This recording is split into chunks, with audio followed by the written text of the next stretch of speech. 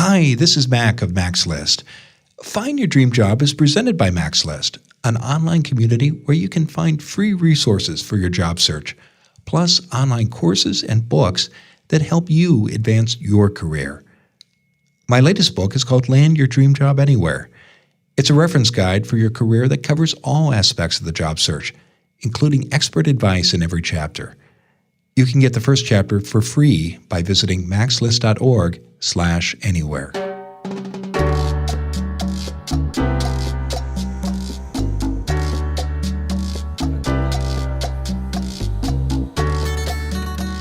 This is Find Your Dream Job, the podcast that helps you get hired, have the career you want, and make a difference in life. I'm Mac Pritchard, your host and publisher of Mac's List. I'm joined by my co-hosts, Ben Forstag, Becky Thomas, and Jessica Black from the Mac's List team. This week, we're talking about how to build your personal brand online.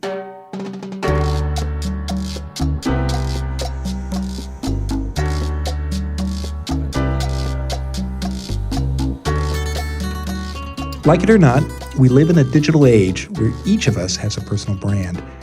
And the first impression we make will likely be online. Studies say more than 90% of recruiters will search for you online before offering an interview. Are you ready for this? Our guest expert this week is Ryan Rhoten. He says a successful online personal brand has 4 parts. Ryan and I talk later in the show about those parts. LinkedIn is one way to find people in your profession to ask for career advice. There are other online tools too. Ben has found an app you can use to meet people in your field who want to swap career advice. He tells us more shortly. You find a job you want, and it's at a company where you want to work. Even better, you have a friend on the inside who takes your resume to the hiring manager. Should you also apply online for the job? That's our question of the week. It comes from listener Heather Fonseca in Los Angeles. Becky shares her advice in a moment.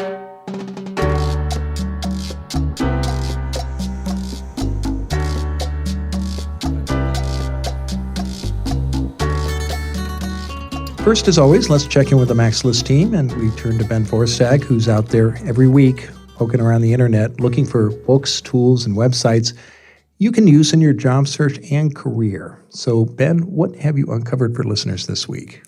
So this week I want to share with you a resource that was shared with me by someone I know pretty well, Becky Thomas. Woo! Hey, that's me. I understand she's a frequent Find Your Dream Job listener. And co-host. Constant listener. Yes. So, Biggest fan. So this is the Shaper app. It's an app for your smartphone, whether you've got an iPhone or an Android. And it's like a combination between LinkedIn, Tinder, and a slot machine. Whoa. Slot machine? Slot machine. Okay. Yes. So it's randomized. Is that the key? The Yes. sort of the old school. That's right. So, LinkedIn is a great tool. We talk about it a lot.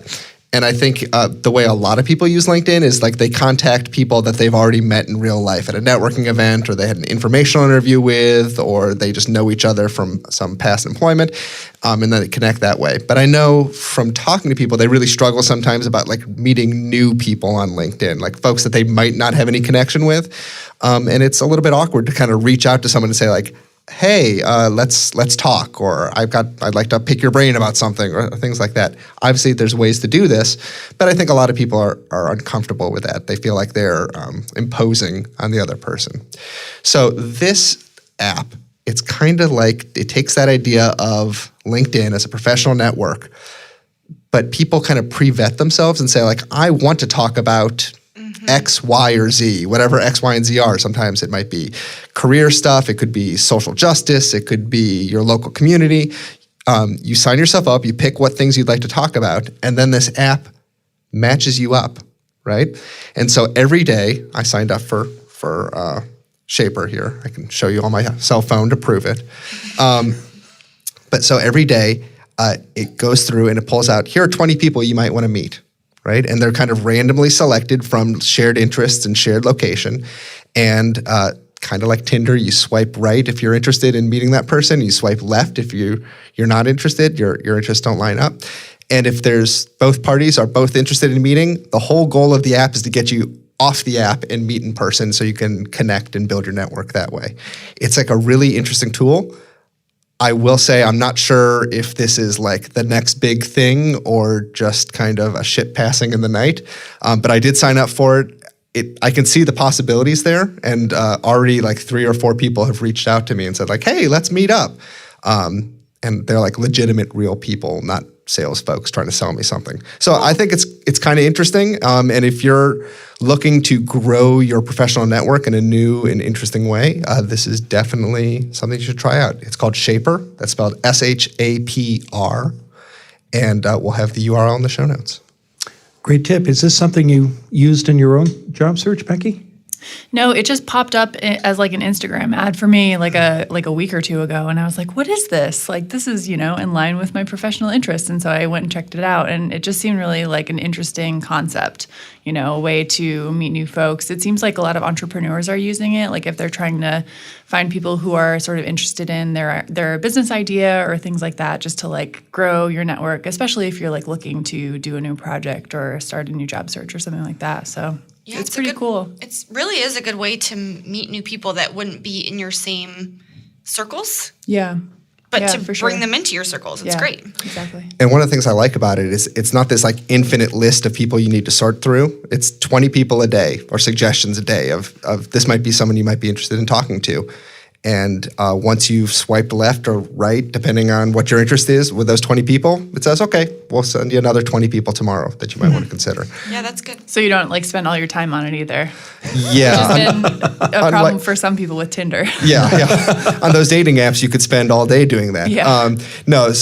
It's a kind of the thing you can do in like less than a minute, really, I think. But an interesting way to grow your network. Yeah, and so you can choose by city and by subject area. And it sounds, I'm guessing from the conversation, that it's available across the United States. It is. And, so I pulled it up, and there's a fair number of people here in Portland. There are a lot of people from Seattle, which tells me probably that's a bigger market for them right now. So it's all going to depend on kind of the adoption in your local market. But I'm guessing if you live in any one of the top 20, 30 markets in the country, there are going to be some people to meet there. Okay, well, great. Well, great tip. And if you've got your own suggestion for Ben, just write him, and we'd love to share your idea on the show. His address is ben@maxlist.org. And I don't think that Becky sent Ben an email. They may have, just because they've got adjoining offices. Did you? I think I might have sent it an email. I think she did. Okay. Well, you do share a common wall, so good to know that you're communicating. Let's turn back to Becky, because she's here to answer one of your questions. And Becky, what's in the mailbag this week? So this week's question comes from a fan of the show, listener Heather Fonseca of Los Angeles, California. And maybe a dozen episodes back, she submitted a question to us that, I don't know if you guys remember, but she had asked about transitioning from working from home and working sort of part-time and raising kids to getting back into the full-time job market. And so she emailed me again and had an update and another question, which is really cool. So thanks, great. Heather, for following up. It's really Anything here to in hear. the update you want to share or can share? Oh, well, that's part of her question. Oh, okay. Yeah. So she, as she's been searching for that full-time job and sort of transitioning back into the full-time workforce, she had a question. So I'll just read it out to you guys. So I have been searching for a full-time job for the last few months. I know a lot of people in my field and have been industriously networking both online and in person. And a position has come up at a company where I would love to work. One of my friends who works there has offered to take my resume and cover letter to the hiring manager. I know from listening to your podcast, that this is the best way to apply for a job, but I'm wondering if I should also apply online. Do you think it's redundant, or is this an important second step? So thank you, Heather. That is a great question. So basically she's got an inside connection, and she's wondering if she should sort of let that person do their work, or if she should apply online as well. And so I think it sort of depends on exactly where in the process you're at. So I had actually responded to her a little bit with some initial responses, because we're recording this podcast a little bit ahead of time, and I want to make sure she got her advice. But I think that no matter what situation or like sort of where you're at with this. You should have your application materials prepared for the job that you want. Whether you've got a friend on the inside who's talking to the hiring manager or not, you should definitely have like your cover letter written and your references ready to go for that job specifically. I think even if your friend gets you a meeting or a coffee with the hiring manager and you get your foot in the door in a really great way, you're probably still going to have to formally apply in some way or another. Even if something happens where they're like, just take this job, you're great, and they don't actually ask for your materials, I think that preparing those materials is going to get you sort of ready to have those conversations and things like that. So that's definitely, I think, the best practice. And I know Heather's friend had sort of talked to the hiring manager already and things like that, but I think that it's good to give your friend or your contact who's going to sort of go vouch for you, give them your resume so they can at least hand the hiring manager something to remember you by. And then, if the conversation goes well and you do get your foot in the door, you have some sort of special instructions from your friend to contact that person directly. Then you can go ahead and submit your application to that person.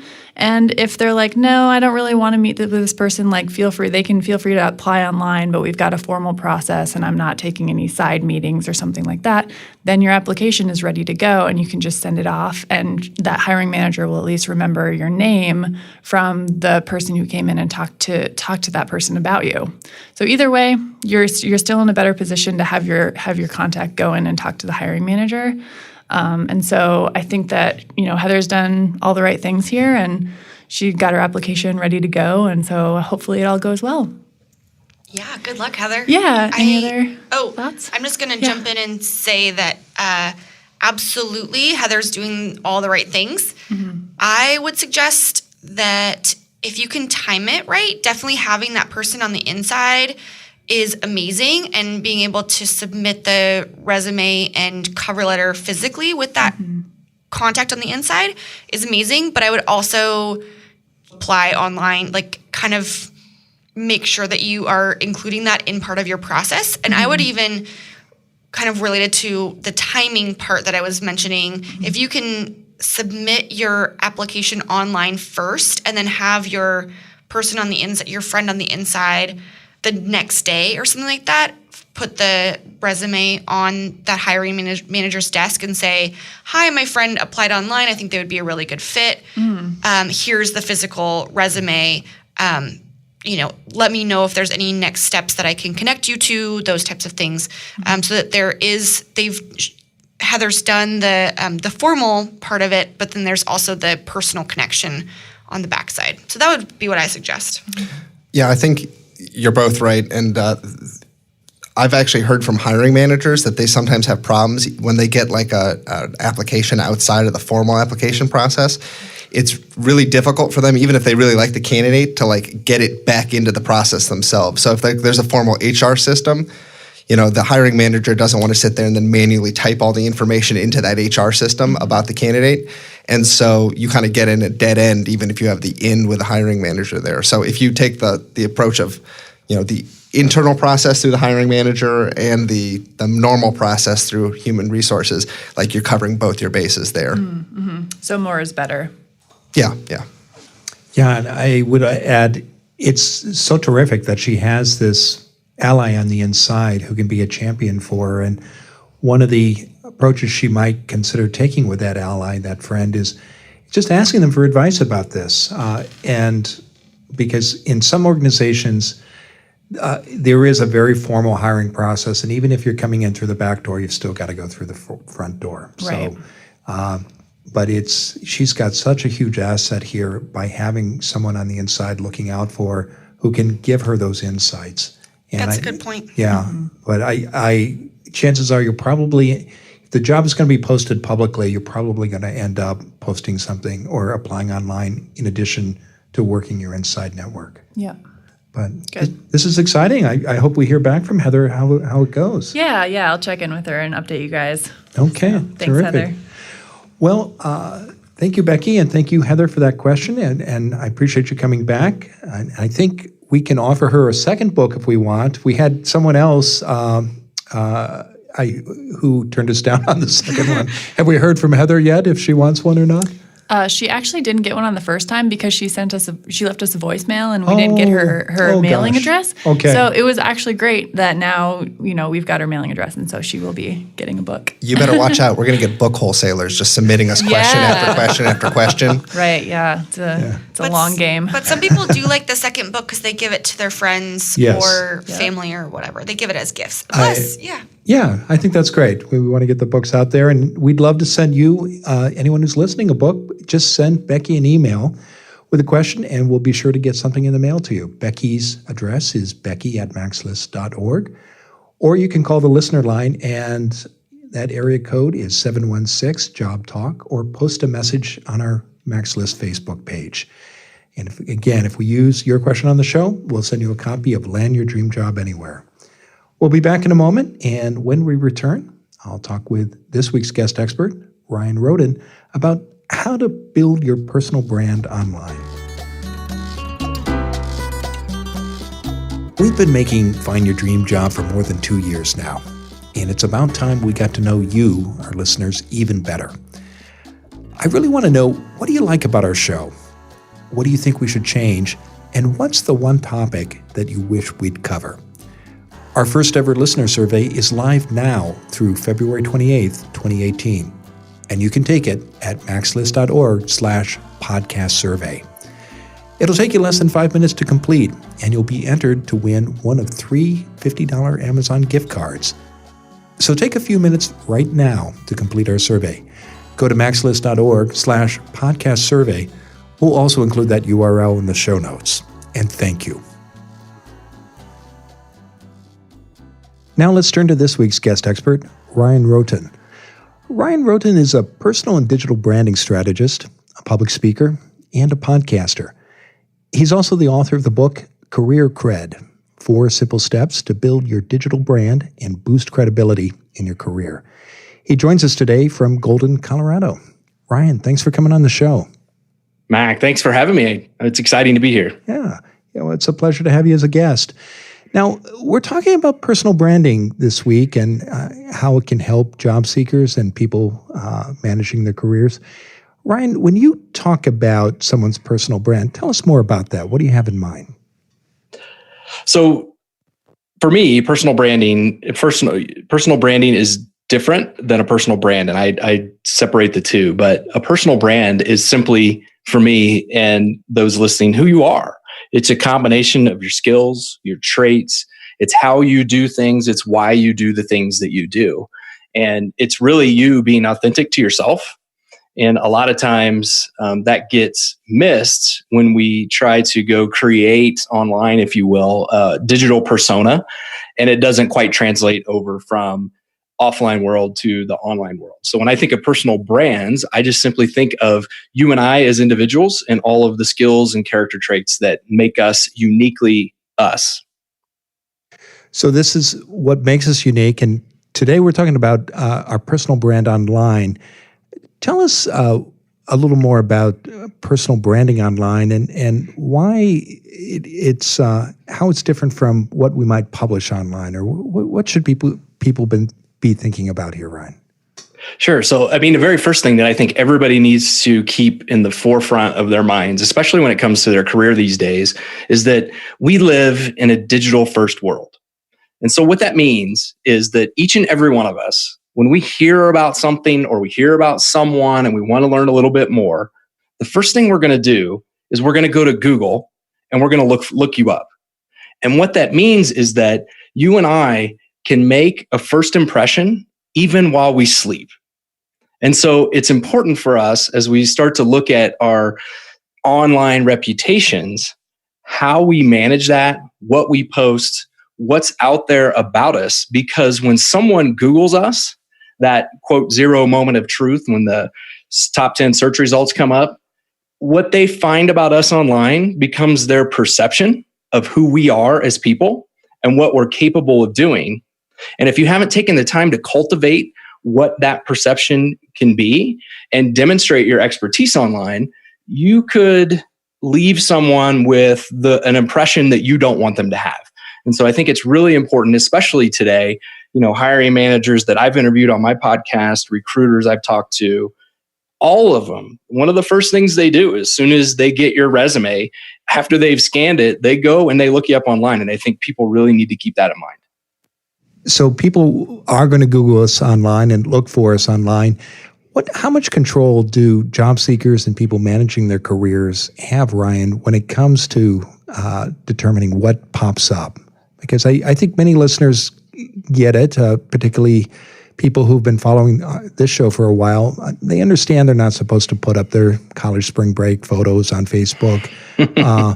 But beyond that, once you get through those basic do's and don'ts, what can a listener do to take control of their online image? Yeah, I mean, you can do a lot more to control your online brand, your online persona than what you think you can. And probably the single best thing that you can start to do for your career is to demonstrate your expertise online.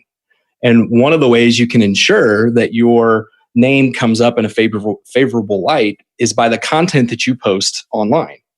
And so if you've followed the steps, for example, in my book, Career Cred, where you've defined what your brand is and you've integrated your brand correctly online, and you create all of the different links and pages that you need so that Google recognizes that you are you, then you need to start to create some type of content so that you can let people know that, as a friend of mine, Mark Miller, who's also a career coach, once told me, you have to let people know that you know your stuff. And the best way that you can do that today is by posting content online. And, as you said, that's not content of you on spring break, although some of that stuff is okay in the right context. And I think that's the other part that people really need to understand is the context in which they post their, whatever it is they're posting, whether it's a blog post or a picture or an image or a video. You need to be wary that all of those things, when taken in totality, create an image of you and a perception of you online. And so you really have to be cognizant of what you post and being consistent in what you post, and also being congruent in what you post, meaning you're posting about the same things the majority of the time online. All of that will help you control that perception that someone can have of you when they first search for you online. So in your book and in your blog, Ryan, you lay out sort of 4 basic parts to having a successful online personal brand. Why don't you take us through those 4 parts? And let's start by, if you could just give us the headlines, what are the 4 parts? And then could you take us through the first one? Sure. The 4 steps are define, integrate, create, and engage. And I put those together in a nice little acronym that I refer to as DICE. But each step builds upon all the other ones. It's just like, walking upstairs. You can't leap 4 stairs to get to where you want to go. Well, maybe some people can, but when you get there, you're not going to go as far as what you could have if you'd have followed the steps. So if we start back at the define step, it's really understanding who you are, how you add value, and most importantly, what do you want to become known for? What do you want someone to find when they search for you online? And in the book, I've got a bunch of different exercises that can help people identify what their brand is and also start to really focus in on what they want to become known for. And then once you have identified what that is, now you can go and begin to create your online persona in the integrate step. And so you're really integrating your offline brand at this point to the online space. And this is where I see a lot of people mess up, if you will, because they just go create a bunch of stuff online and they haven't really defined what they want to become known for or how it can help them in their career.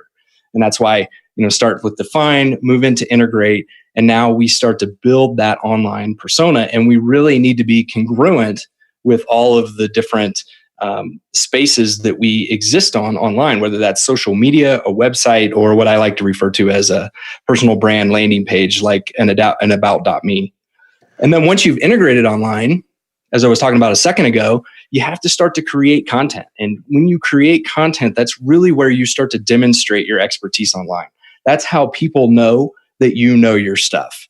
Because without the creation of the content, you can say that you know a lot of stuff about things, but people won't actually buy into it unless you're continuously putting out something that says, hey, I not only know what this stuff is, but here are my thoughts on it. And then the last step in the process is as you're putting out your content and you're creating content online, you'll start to notice that people will begin to engage with you, which is the last step in the process. And engage is kind of my secret code word for networking, because a lot of people don't like to hear the word networking, but that's mostly because they approach networking wrong, or, and they think of it as like a speed dating game where you go to this place and you stand around and everybody hands out business cards. And it doesn't have to be like that.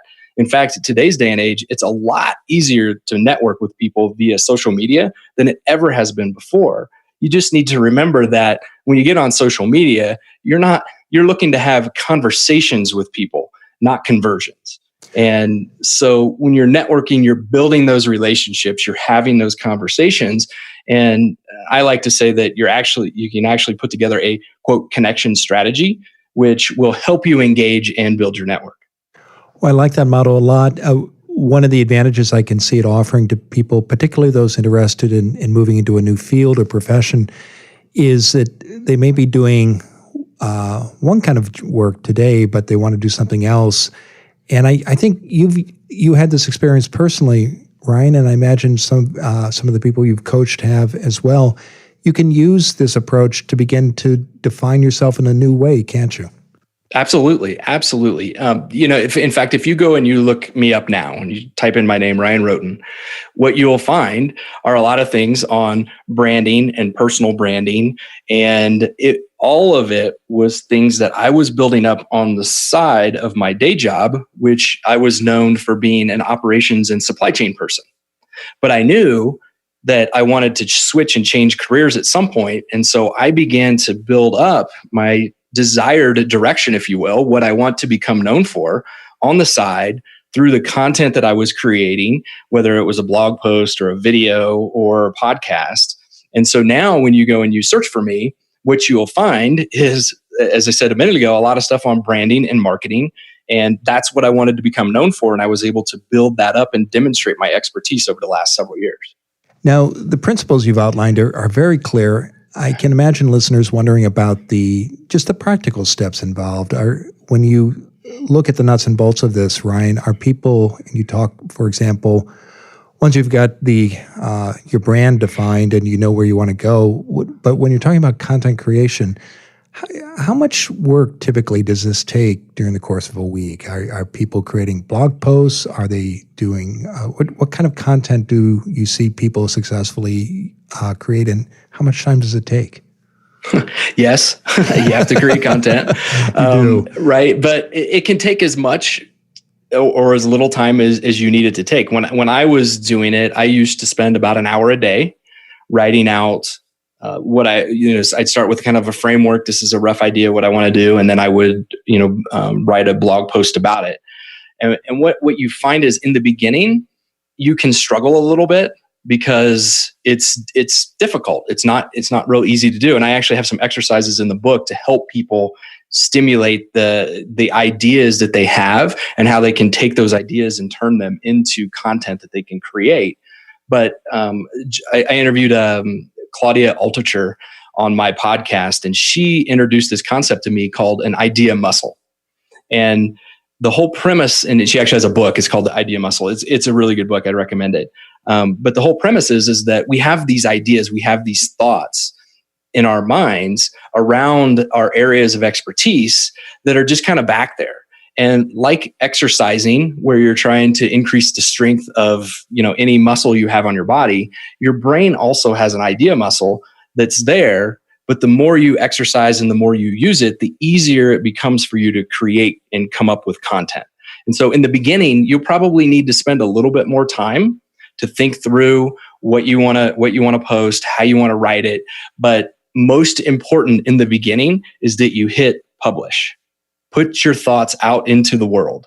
And you can rest assured that when you get started, you probably won't have a lot of people paying attention to you. And so I like to call that time, that's your time of anonymity, which means that you have a period of time once you start to do this where people really aren't paying attention, but you're able to exercise your ideal muscle and begin to develop your craft, and it'll become more natural for you to create content. So what started out as an hour a day to, for say 3 or 4 days for me to come up with one blog post, I'm now able to knock out blog posts in less than an hour. But Ryan, how do you separate the personal and the professional online? What we've been talking about is creating content that is going to help someone either in their field or perhaps move to a new sector. But people are also going to be posting on personal social accounts as well, perhaps certainly Facebook, maybe Twitter, or sharing personal pictures on Instagram. How do you strike a balance between those two? Yeah, great question. And what I coach people to do is in the beginning, when you're trying to lay the framework for becoming known for what you want to become known for, post more professional than personal. People will come to expect more professional stuff from you. Get your thoughts out into the world. Start to build that reputation, especially if you're going to change your career. You want to let people know that you know your stuff. So you need to post a lot more professional stuff initially. And so I always coach people, say 80 to 90% of what you put out online should be professional in some manner. Now you can add a little bit of personalization to it, but it should relate directly to what you want to become known for. Then over time, you can begin to bring those percentages back down and begin to do, like now today, I probably do a 60-40 split, professional versus personal. But the reason I do that is because I think it's important for people to, now that I have a reputation for personal branding and digital branding and online marketing space, I think it's also important for people who want to engage with me for them to be able to see the personal side of me. And so now I've reached a point where I can start to back off of that 80 to 90%, and I'm probably in the 60-40. But initially, a lot more professional stuff than what you do personal, and then you can start to dial those back as time goes on. You talked earlier about the amount of time somebody might spend on a daily basis doing this kind of work on online branding. How long does it take, Ryan, in your experience, for people to see results? When do they start to stand out online? Is it after 3 months, 6 months, a year? Well, it depends on the space you're going into. I used to be a product manager. And if I wanted to become known as a product manager, I'm competing against a whole bunch of different people. So it's going to take me longer. And so I like to think of rather than think of a time frame that it's going to take, think of being consistent and putting something out each and every week. And just keep that going. And what'll happen is you're not just going to post on your blog either. You're going to post content on LinkedIn and post it on social media. So you'll be repurposing the one thing that you create in many different media outlets. And as you do that, you start to gain more exposure. You start to gain an audience. And, depending upon you and your personality and how you write, people will either be attracted to what you're creating quickly, or it may take them a little bit of time. But there's really no set time frame that says, hey, if you do this for 3 months, you're going to become known in this space. It's just not the way it works. What I want people to think about is just be consistent. Get your thoughts out once a week, put something out on LinkedIn, put something out on your blog, respond to some comments to people. Obviously in the engage step, the more you engage with other people, the quicker you can become known for your subject or topic. But if you're just strictly looking at, hey, if I put out content once a week for so many weeks, I'll get found on Google. It just doesn't work that way. It's a combination of how well you've integrated your brand online, the content you create, and how much you engage with your audience. We've talked a lot today about content creation, but I want to go back to the start of the interview and just talk a little bit about branding, because I think certainly one of the challenges we see with job seekers is being clear about who they are and what they offer. And branding lets you get very clear about that, doesn't it? It can, yes, absolutely. And for me personally, and actually I find that most of my clients, this method really resonates for them, is there's several different ways that you can start to define your brand, but I find the best way is to take assessments. And that's through assessments like StrengthsFinder. I like another one called Fascination Advantage by Sally Hogshead. And then there's also a free one that's actually really good, and I've started to recommend it to a lot of different people, and it's called 16 Personalities, and you can find that at 16personalities.com. But as you take these assessments, and I've heard some people say, well, I'll take an assessment, it's not going to be very accurate. Well, I can tell you, I'm like an assessment junkie. And when I take all of my assessments and I put them all together and I look at all the commonalities between them, I can't even put together a Venn diagram where you have the overlapping circles, because the circles almost become one. And when I look at the assessment results and compare them to my career, it's really kind of scary how close these assessments are to real life and what I've done and what I want to go do. And so I recommend people who are really stuck and they just kind of don't know where they want to go or what their skills or traits could take, where they could take them. Take an assessment, and don't just take one, take a couple and look at the results between them and compare them. And when you start to really look at them and you look at your career objectively compared to the results, you'll find that there's a common thread that runs between all of them. And that's the area where you really need to focus. Yeah, I think having that picture is always helpful, particularly in figuring out what you want to do next, or being able to persuade an employer that you're the right person for the job that you want. Well, Right. Yeah. Well, Ryan, it's been a great conversation. Now tell us what's next for you. Well, I'm going to continue to focus on promoting my book, as you mentioned earlier, Career Cred, and focus on getting the word out. I really think that it's important today to really build your digital brand and get it online so that you're ready when that recruiter or hiring manager looks you up and finds you online.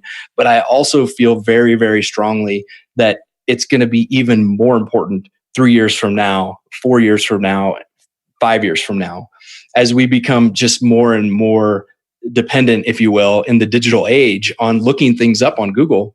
And there was a survey not long ago from Intel that said by the year 2020, which is basically 2 years away, that 40% of the workforce will be freelancers. And so that means that those of your listeners who are tuning in right now, 4 out of 10 of them could potentially be a freelance person. And if you're going to secure contracts with folks, if you're going to work well as a freelancer, you have to have a good digital presence built up. And so just from that standpoint alone, people really need to think about what they put out online, because it's important today, and it's just going to grow in importance in the coming years. Agreed. Well, excellent advice, Ryan. And I know people can find out more about you by visiting your website, ryanrhoten.com, and we'll be sure to include that URL in the show notes. Ryan, thanks for being on the show today. Mac, thank you very much. I appreciate it. It's been our pleasure. Take care.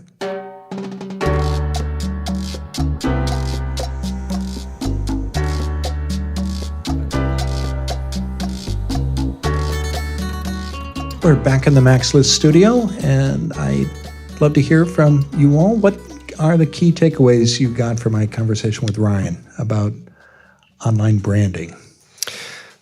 So I really like this conversation because I know a lot of people struggle with the idea of branding, and I think it's mostly the word branding that they don't like. Yeah,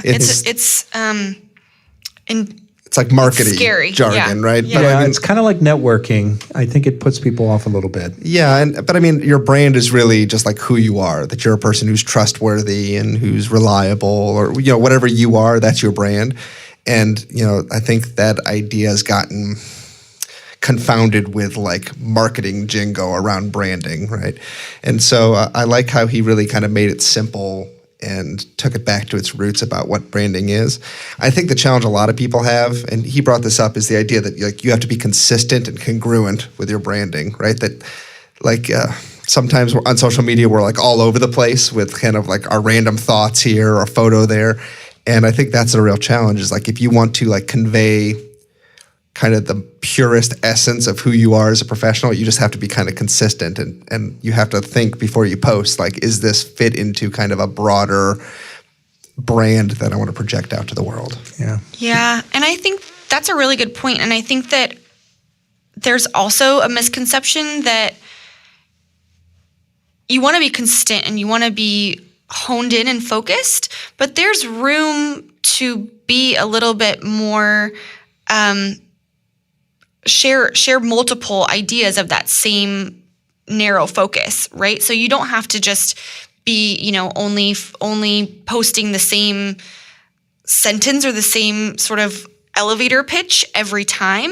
There are ways that other interests can feed into your brand as well, but you have to, again, focus in on what that is.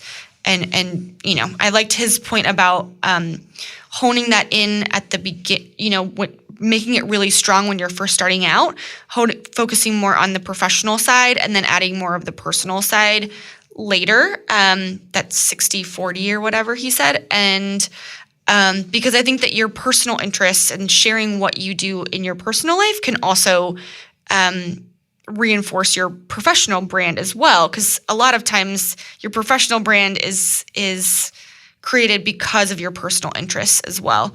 So it's a full package, and it does make it stronger, but kind of keeping it really focused and really narrow at the beginning, and then having other things reinforce it.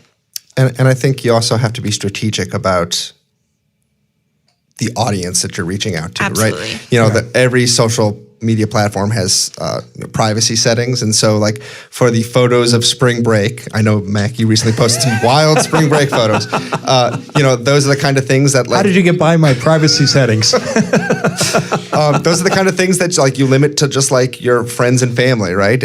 But for content that's available to the broader world, knowing that the broader world is going to look for you in a job search, that's the kind of stuff where you have to be really like curated and strategic about posting consistent, quote, on-brand content there. Yeah, absolutely. Yeah, a couple quick things. One is the congruency, or what do you want to be known for? I actually struggle with this because I run two companies, and one is Max List, which offers career advice, and the other is a social change communications agency, Pritchard Communications. So, if you look at my Twitter feed, pick a side, Mac. Yeah, But again, I think they are connected. They are, but there's almost, I don't want to say, it can be jarring sometimes if you look at my Twitter feed, the kinds of tweets I send out in a typical day. Mm-hmm. And I too have discovered the benefit of sharing personal interests that Ryan was talking about, because often when I see people I know professionally who I haven't seen for a while, they've been following my Instagram feed. And so they post a picture there almost every day about some personal interest or a site you see or something you find Portland. Interesting. Yeah, and people respond very positively to that. Yeah. It shows you as a human and what you're interested in outside of just your professional interests. And I think that's the way to, in his engage step, that's a big component of that. Yeah, absolutely. Yeah, like you're a professional, but you're not a robot. And yeah, exactly. If you are only talking about one thing and not sort of bringing in your excitement, your personal excitement about it, or sort of giving your take on it, or sort of inciting some back and forth with people, nobody's going to respond to your content. So I think that's dry and bland. Something you need to keep in mind. I love that line, Becky. You're a professional, not a robot. Put it on my tombstone. And then the other thing that I think about around personal branding is people get really worried about keeping up with it and being like, I just can't post all the time. So I think it's important to know your sort of level of ability to keep it up, and not necessarily worry about having your own blog, but just making sure you're posting on LinkedIn every week or every couple times a week or something like that. Do what you can do, because if you're forcing it and you try to do a lot and then you disappear off the map, that's not good. Yeah. So let me just throw this out there in the like balancing out consistency versus genuineness. Yeah. Like you always want to err on being more genuine, even if it's less consistent, right? Yeah. Yeah, and the idea is, to share what is of interest to you anyway. And so hopefully if it's interesting to you, you'll be more inclined to post more. But again, I get what you're saying, and I agree that there's an idea that there's a lot of pressure, and that kind of steers people away because it's scary. It's the, what is that line of the perfect is the enemy of good? So Yes. people get really locked into, I have to post once a week and it has to be perfect and it has to be, completely honed in right from the beginning. And it doesn't have to be that way. You can also grow with your personal brand. You don't have to have it all locked in right from the beginning. And you don't have to know everything about the topic that you're interested in. That's right. Like if you start talking about it, people are going to see you as a thought leader. You just have to start sharing opinions. Yeah. That's all. That's all. So Great. Good. Great advice. Well, thank you all, and thank you, Ryan, for joining us this week. And thank you, our listeners, for downloading today's episode of Find Your Dream Job. If you like what you hear, please sign up for our free weekly newsletter. And every issue, we give you the key points of that week's show. We also include links to all the resources mentioned, as well as a transcript of the full episode. Subscribe to the newsletter now, and we'll send you our new guide, the Top Career Podcasts of 2017. Discover all the podcasts that can help you find a great job and get the career you want. Get your free newsletter and podcast guide today. Go to maxlist.org/topcareerpodcasts2017. And join us next Wednesday when our special guest will be Jane Barrett. She'll explain how to future-proof your career. Until next time, thanks for letting us help you find your dream job.